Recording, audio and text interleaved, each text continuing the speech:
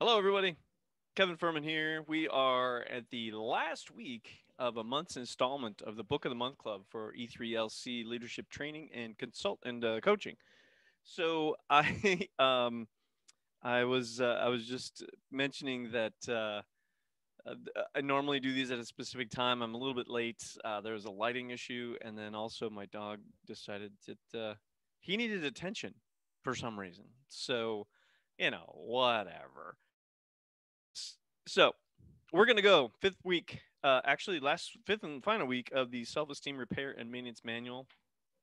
And we're gonna talk about the last two chapters here, which would make sense since it's the last week. So that's chapters 9 and 10, and they're fairly simple actually, and I'll get into that too. And then I'm gonna talk about the book for next month, just a tiny bit actually. I'm just gonna tease it, and uh, and then we'll get to it. So at the moment of this recording, we're actually in the middle of kind of the end of the calendar year holiday season. So, plenty of people are busy.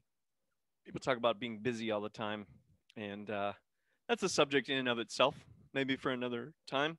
I'll just say it this way: that people that are busy don't have time to say they're busy. That's one way to think about it. I'll just let that ruminate. You can sort that out later. Feel free to offer your own suggestions sometime. Speaking of that, if you have do any comments or have some ideas for books for the series, you can email me at kfurman at e3lc.net. You can leave me a comment on the video, but that email will get to me a lot faster, I'm sure. So, yeah, so just as an intro, if you happen to just come across this just randomly, E3LC is my company name. It's the three E's that I teach in leadership training and coaching that I do. And they are effective with people, efficient with things, and encouraging with myself.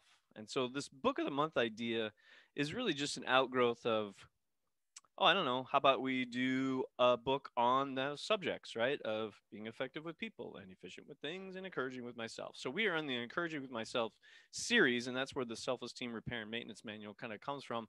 It's the pretty direct tie there. I want to make it pretty simple for people to, not have to stretch too far to understand why I'm picking a book that's called what it is or what the subject matter is. And I think it did, the book does a fairly good job. There are other videos. There's 5 in this month. So that I'm recording this. So there are 5 videos on this book. So feel free to walk through those. I'm just walking through the chapters at this point, and hopefully this grows into a chance for other people to kind of join in the conversation and we discuss. We actually just kind of talk about it as opposed to me expanding on my opinion about it or just kind of saying what the book says, which is what I've been doing, which I think is good.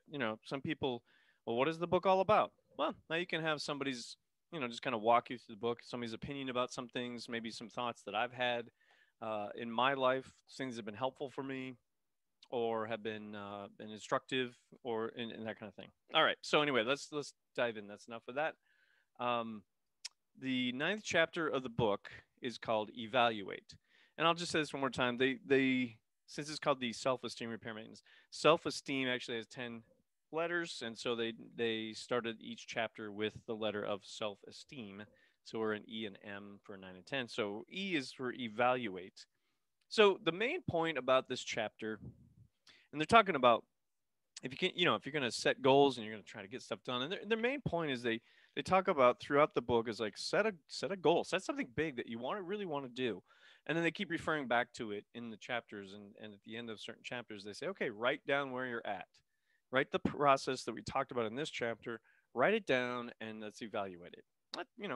I think the one of the biggest things that's very consistent about people that talk about setting goals or being successful or any of that sort of thing is write it down. I'm gonna write it down. I'm gonna be honest about it.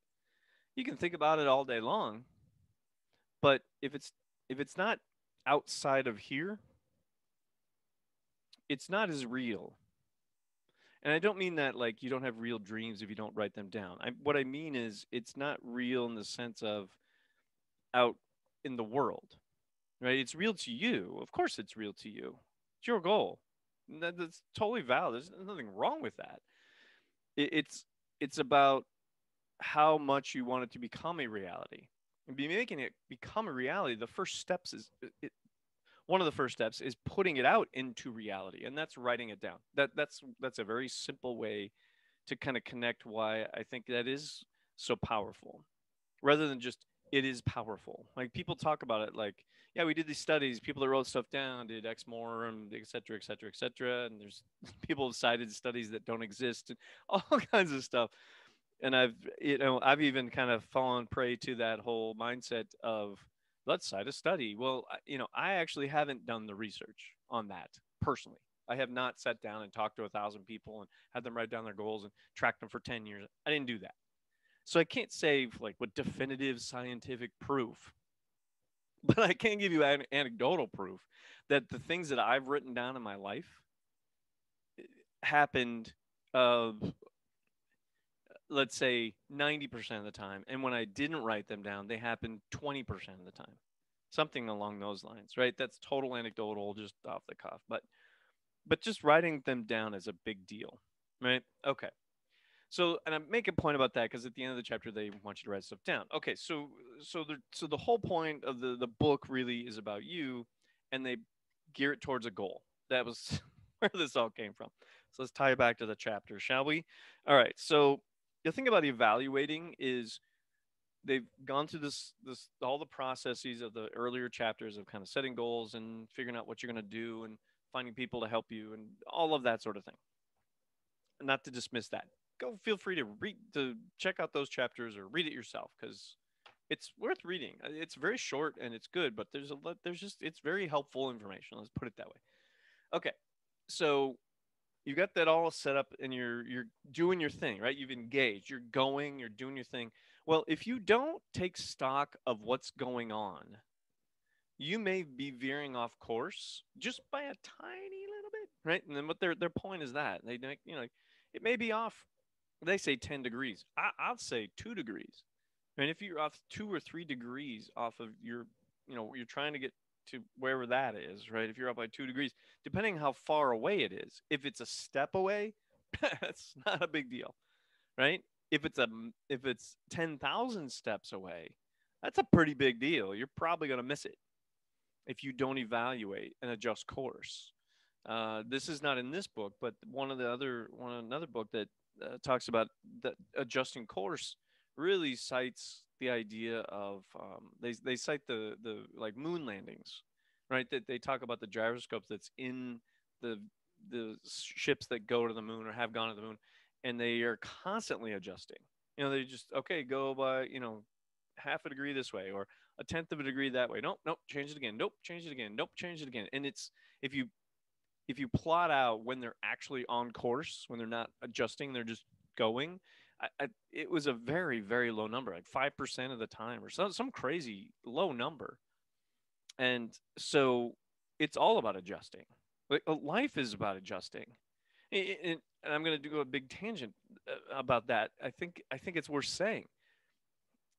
I'm recording this at a time like 7, 8 months into when we've gone through the COVID coronavirus situation with lockdowns and measures and et cetera, et cetera. And everyone's had to adjust. It's just an extreme example of what life is like. I'll throw this one out again. I probably have said it before in one of these videos, but life is messy. Life is just messy. And we have to adjust to the mess, or otherwise we get swallowed up by it in some ways. Right? If not mentally, then just physically, you just get kind of caught up in it, and then you're just sort of meh, right? So anyway, you've got to keep evaluating where you are and are you on course, right? And so they talk about that. They give an example of like a ship going to an island or whatever. But I can skip all that because I just gave you my example.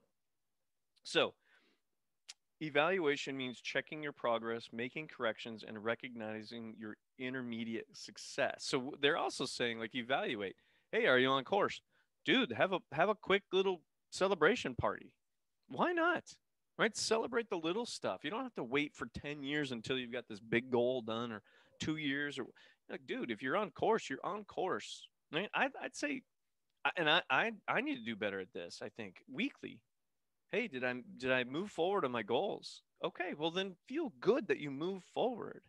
Stop, and I'm talking to myself, and if I'm not, if anyone's seeing this, this doesn't relate to you, I apologize, but for me, I got to stop just waiting for that to get done and then I'm going to celebrate. Like, no, if you're on course, celebrate that you're on course. You're actually taking action. Because life is so messy, it's easy to not take action. It's easy to get off course and just forget about it.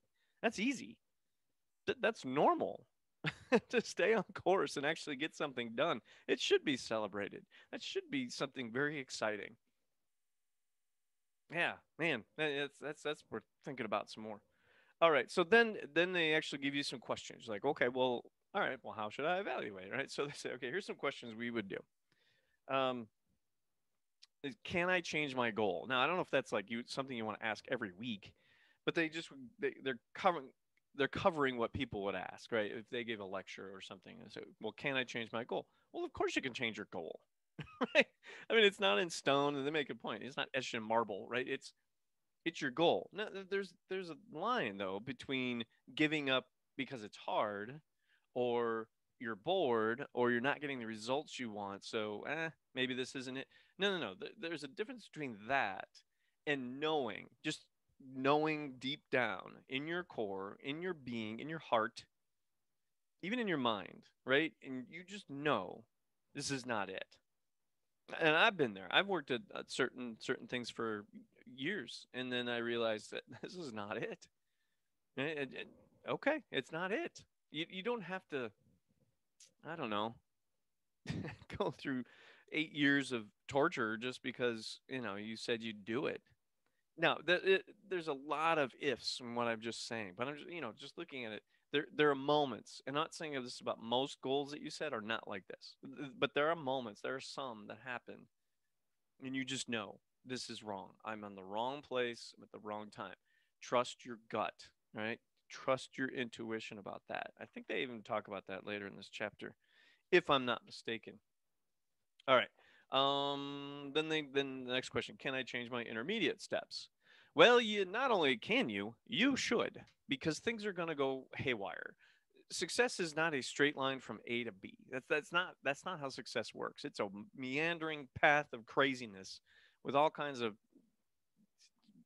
roadblocks. So let's say that landmines and roadblocks. I'll put it that way. And so you're just trying to get there, right? However you can.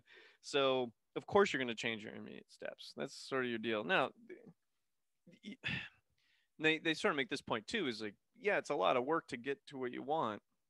So make sure you're taking care of yourself as you go, right? Make sure you're not just work, work, work, and I just gonna, put my head down and I'm not even gonna think about it. Well, you've got to evaluate, but be smart, right? It's I think it falls in the realm of working smart and not hard, right? I think that's more where they're going. They didn't really put it in those terms, but I would put it in those terms. Is when you evaluate, you're trying to work smarter towards your goal, not harder, right? And sometimes it is hard work, but if you can minimize the hardness, work smarter, be more effective, you get that faster.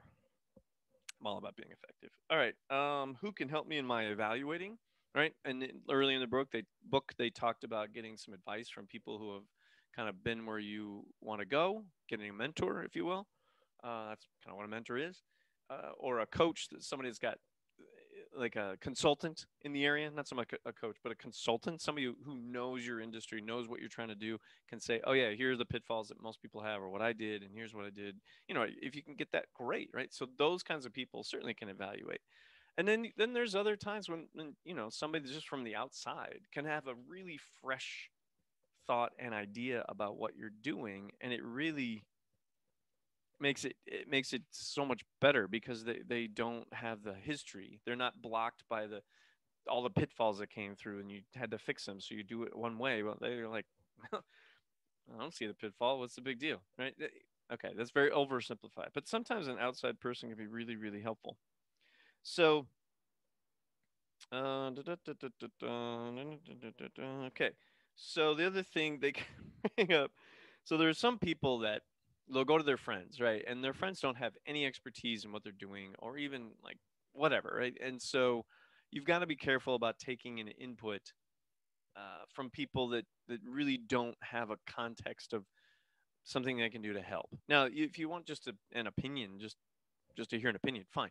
But if you're going to take somebody to evaluate what you're really doing and change course because of it, make sure they're knowledgeable in at least the endeavor you're trying, the area you're trying it in, whatever, that kind of thing. So there you go. How am I paying attention to my instincts? There, I knew it was later in this chapter, and there it is. So basically, you you'll know when something's super important to you. This comes from another book I'm reading right now, actually. So your your subconscious mind, right? The stuff that goes on behind the scenes, the from your mind, those things that come out, just inspiration, right? It will just come out of the blue, like wow, where did that come from? That kind of stuff, right? You can put that in the, say, the intuition camp of how things work. And so make sure you're paying attention to that. And if you're not used to doing that, if that seems foreign to you, like, oh, that just seems goofy, like I do with facts. Yeah, well, I do too. And I also deal with intuition because I do the double whammy and do both, right? If you're just like, no, facts only, I think you're cutting off half of your power. I really do. And I did for many years. And I wasn't trying to, I just did. That was just kind of my go to. And I've, in the last, I don't know, couple of years, I really leaned into my intuition more, still relying on fact, and much more powerful, much more fulfilling, and I'm more happy because I'm not I'm leaving myself open to everything that's available to me that God gave me. And if you don't believe in God, then the universe or whatever, right? Okay. All right. So there's that. All right. So just trust it. And again, if you know when it's not right, you'll know, and then it's time to jump ship, so to speak. Like, okay, let's close up shop. We need to move on. This is not gonna. This is not happening. But that's kind of a last resort kind of deal, right? So be careful. Don't just jump ship because it's hard. That's totally different.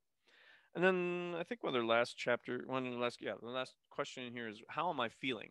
So there's psychologists, and I now this is another area what I would avoid talking with people about it. I would get uncomfortable about it, I think, and I wasn't comfortable with my own feelings, and so I wasn't willing to ask other people about them. And let's throw this out. Sorry, in my coaching training that I've gotten very recently, actually, the feelings part really has become an asset and something that I actually do key in on with people and have a lot of empathy for people, what's going on for them, and can appreciate the difficulties of life. Just getting something simple done in life can be monumental given some circumstances. So, just having some empathy for people is just invaluable. So, how you do that is you need to be very much in touch with your feelings so you can actually identify or connect with other people and their feelings. If you don't connect well with people and their feelings, I would suggest that it's more about you and not them. And I don't mean that in an accusatory way at all. I just mean that's an area of exploration that's worth exploration. I would do that. And there's power there. There's power in feelings. There's power in emotion. There's power in intuition, your gut. There's power in your heart, right? Which is those are all very similar areas, but you can think of them somewhat differently. There's power in your mind. There's power in your subconscious mind. There's power in your words. And there's power in the connections you have with people and how you treat people and your attitude. There's power in attitude. There's a lot of power that has been given to you, which made me. It reminds me. It reminds me of with great power comes great responsibility. Those that know where that comes from, good for you. No prize for you. Anyway, so just saying, you've been handed a lot of power. That you were created with that much power is kind of amazing. And unfortunately, the human condition is such that it's really easy to lose sight of that and downplay it and hide from it. Um, it's easy to do. Some people don't. A lot of people do. And I personally am ready to not anymore, and help other people do the same. That's really what I'm committed to. Is just helping people really shine with their power, who they are, who they really are. All right, so there's that. Now, at the end of the chapter, they say, yeah, okay, so do kind of a check in and how you doing and etc. So they have a write this down, like I said earlier. Their last recap thing in here, I think is a really good.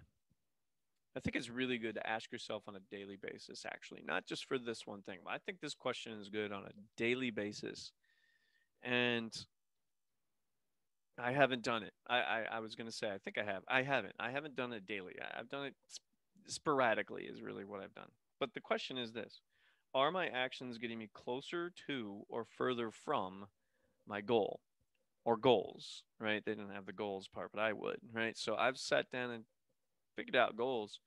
But have I really every day said, "Man, did I get closer to these guys or did I not?" And if I didn't get closer, what's going on? Why? Isn't that what you want? And if it's not what you want, then figure out what you want. If it is what you want, then take action. Right? Okay. So there you go. That's that's chapter 9. Chapter 10 is maintenance, as you could probably imagine. That's the end of the book, and that is sort of this. It makes sense if you're going to talk about like a repair, self repair, and maintenance manual. You'd probably want to talk about maintenance. No, sorry, that's silly. So anyway, the biggest thing is really it's maintenance is taking care of, and this isn't exactly what's in here, but maintenance is taking care of yourself while you work towards what it is you're trying to accomplish. It's also taking care of others around you and making sure that you're handling your commitments and you're not just getting tunnel vision focus on one thing and forgetting the 10 others that need attention. Um, or the three things and five others that need to, whatever, right? So just letting things drop. You've got to take care of those things. That's maintenance. That's part of it, right? It's not all about work 24/7 until you drop dead. That's not the point. I mean, you can't do that. That's if you want, I guess, but that's not the point, and that's not what they're talking about. I don't think that's healthy. That's one way to do it. It's an option, but it's not very healthy. It's not going to give you a lot of satisfaction. You may get there, but when you're there, you're going to be spent and done. So anyway, then they do a big old recap of the whole book. So they have the 4 A's: attitude, action, achievement, and acknowledgement. Self esteem is based on personal awareness, so accepting of your own worth, using affirmations, accountability, holding yourself accountable, and then acting responsible towards others. So really the golden rule, etc. Right? So doing that. Self-esteem is a product of how we filter, evaluate, reject, or accept input. So who are you listening to? What are you accepting as input from things and people? And are you, willing to let whoever just throw stuff in your brain? Or are you going to filter that? It's a question, right? Take charge of your thoughts. Thoughts are your thoughts. They don't just, I mean, they happen. There's times when it seems very random what's going on. Um, there could be lots of reasons for that. I'm not going to get into it right now. It's not that crucial at the moment. The point is you control your thoughts. That is the main point they make in this book is you're in control of your thoughts. So control them. Okay. And people have created habits where they have thoughts that don't serve them, but you created those habits over actions over time. Right. So be careful. You're testing your strategies. You build your self-esteem by step-by-step progress, and which gets success, and then that's a result from your action. So by taking action, you gain some success. Failures too, but you gain some success, and that gives you a sense of accomplishment, which builds your self-esteem. Uh, focus on your strengths, right? That's one of the things is focus on your strengths. Don't worry about what you're not so good at. Focus on, what do people like about me? It's okay. And that's not about being arrogant. It's just not being so self-deprecating that you can't even move anymore. You just, yeah, yeah, whatever. That's not helpful either, right? So there's kind of a moderation there that's very helpful. Ask questions of yourself. Make sure you're paying attention to how you're thinking. I think journaling and writing has some help in that area too. Right, actually, writing is a good mirror of your character and what you're thinking. So writing is a good thing there too. Uh, Focus on now and the future, right? Don't worry about the past so much. Past happened. It is what it is, so to speak, right? Meaning it just that is it. There is no changing it, right? That's not a resignation statement. That's a fact statement. So focus on now and focus on the future. That's really how you keep your self-esteem intact. Watch your language. Avoid negative self-talk, and avoid the self-esteem slide. And they talk about the slide where you're at the top of a slide, you believe in yourself, and as you're sliding down, you can quickly fall into the mud of just horribleness. And then last thing is, are you thinking about new dreams? Are you thinking about new goals? So as you accomplish things, are you getting new ideas of things you want to do? And again, I may have mentioned this before, but setting down, looking at my goals, I'm whatever percentage, about 30% done with the things I've set up for myself right now. And I was telling somebody that recently, and they said, "Well, do you get when you get to 100%, do you die or what?" And I said, "No, hopefully not. But I honestly, I don't know if I will get to 100 because once I accomplish a goal, I'll set another one. Or if I'm getting close to accomplishing a goal, I'm going to set another one. I'm not ever going to just try to get to 100 and then stop and do nothing. That is definitely not my makeup. Okay, so there you go. Self-esteem repair and maintenance manual. That's it for the month.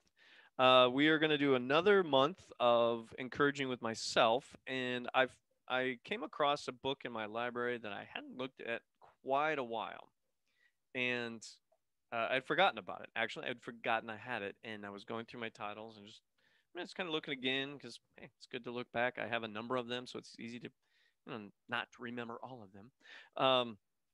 And it's this one. It's an older book also, but it's called How to Turbocharge You, right? And 6 Steps to Tap Your True Potential by Larry Dennis. So we're gonna go delve into that for a month. Um, it's a little thicker and a little more wordy than the self repair and maintenance manual book, but not horrible. It's pretty straight ahead also from what I remember about it, and I'm gonna be delving into it. I'm gonna just kind of I decided to pick a book that I haven't really read in a long time and I'm not reading currently, and just kind of read it along with you guys. So there are dun, dun, dun, dun, 14. There's 6 steps, and then there's 14. Oh boy, so there's 20. Basically, there's 20 chapters. We'll just say it like that. So there's gonna be 4 weeks. So we're gonna do 5 chapters a week. And if you happen to get this and you want to read 5 chapters of How to Turbocharge You by Larry Dennis, do that, and we'll talk about it next time. So again, thanks a lot for checking it out. If you have questions or comments, kfurman at e3lc.net or on the video, and we will see you at the next video. You guys take care. Bye.